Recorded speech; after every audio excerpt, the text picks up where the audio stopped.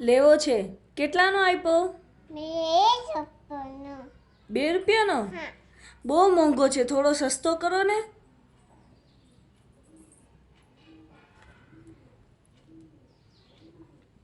ચાખી જો. હા. ચાખી જોઉં. બહુ મીઠો મીઠો ગોળ છે, બહુ મીઠો મીઠો. હા. ગોળ આપશો તમે અમને? ના. નહીં આપો? આપજો. આપશો. કેટલામાં આપશો? 2. ₹2? હું ગોળની બદલે તમને એક કેનું આપું તો ચાલશે?